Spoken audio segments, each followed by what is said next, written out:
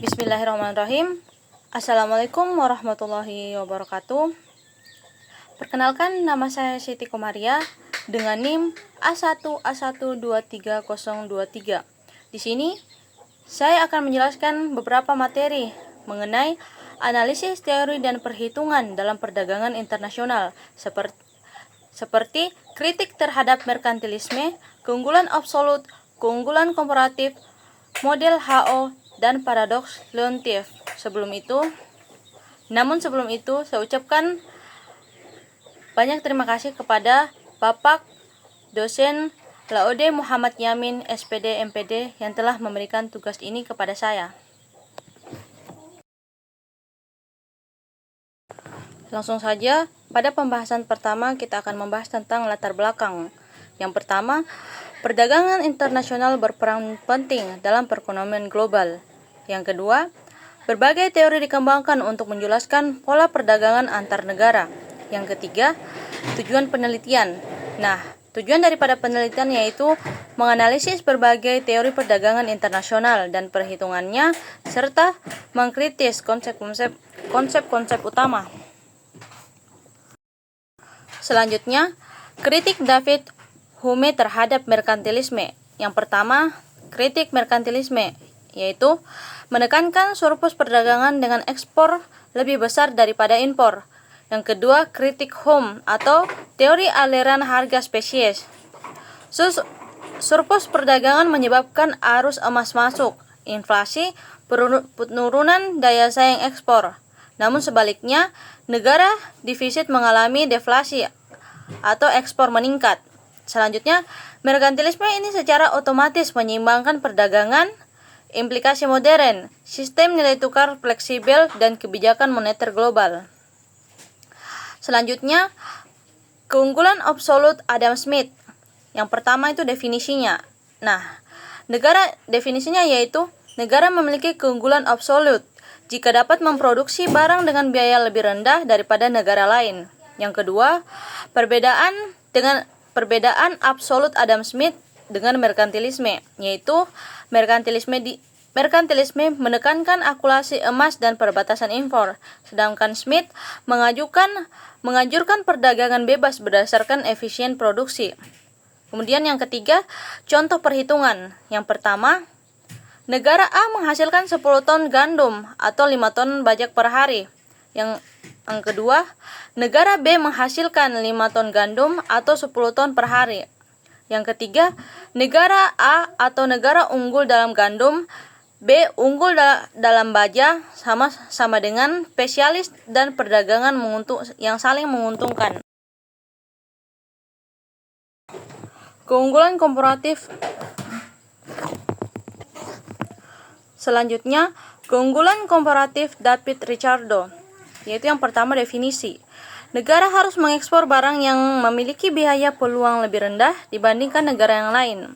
Yang kedua, perbedaan dengan keunggulan absolut, yaitu keunggulan absolut fokus pada produktivitas, sedangkan keunggulan komparatif fokus pada efisien relatif atau biaya peluang. Yang ketiga, contoh perhitungannya, yaitu negara A atau 1 unit kain sama dengan 2 gandum. Yang kedua, negara B 1 unit kain sama dengan 3 unit gandum. Yang ketiga, negara A lebih efisien dalam kain, B lebih efisien dalam gandum. Dalam hal ini, spesialis meningkatkan output total atau sama-sama menguntungkan. Selanjutnya, model Hetschker-Ohlin atau sama dengan HO. Yang pertama itu konsep utamanya, yaitu negara mengekspor barang yang intensif menggunakan faktor produksi yang berlimpah. Yang kedua, negara mengimpor barang yang intensif menggunakan faktor produksi yang langka.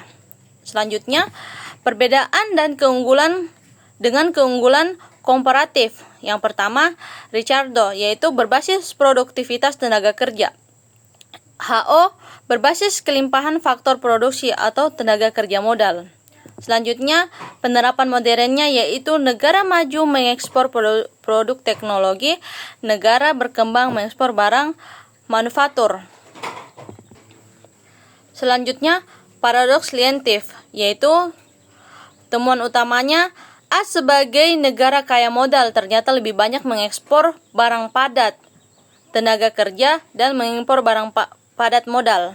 Yang kedua, penjelasan atas paradoks ini yaitu yang pertama, perbedaan keterampilan tenaga kerja atau modal manusia. Yang kedua, keunggulan teknologi AS dalam produksi barang padat keterampilan. Yang ketiga, peran perusahaan multinasional dalam globalisasi rantai pasok.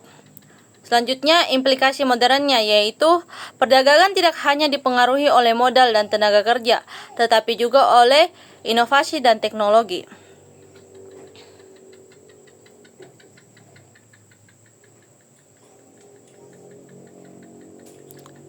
Nah, dari penjelasan di atas dapat saya simpulkan bahwasanya yang pertama, berbagai teori perdagangan menjelaskan pola perdagangan internasional dari perspektif yang berbeda. Yang kedua, kritik Hume menunjukkan bahwa merkantilisme tidak berkelanjutan dalam jangka panjang. Yang ketiga, keunggulan absolut dan komparatif menjelaskan manfaat perdagangan berdasarkan produktivitas dan efisien yang relatif. Yang ketiga, model HO menekankan peran faktor produksi dalam menentukan pola perdagangan. Yang kelima, paradoks Lientif menyoroti pentingnya teknologi dan modal manusia dalam perdagangan internasional. Selanjutnya yang keenam, pengembangan model perdagangan yang lebih komprehensif. Yang ketujuh, memasukkan aspek modal manusia dan inovasi dalam teori perdagangan. Yang kedelapan, kebijakan perdagangan yang adaptif. Yang kesembilan, mendukung industri berbasis teknologi dan keterampilan. Yang kesepuluh, analisis lanjutan terhadap struktur ekonomi global. Yang ke-11, menyelesaikan teori perdagangan dengan fenomena globalisasi dan digitalisasi. Yang ke-12, penguatan sektor industri berbasis teknologi. Yang ke-13, meningkatkan daya saing negara berkembang dalam perdagangan global.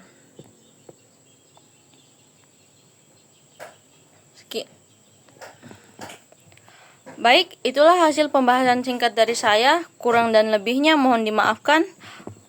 Wabillahi taufiq wal hidayah. Wassalamualaikum warahmatullahi wabarakatuh.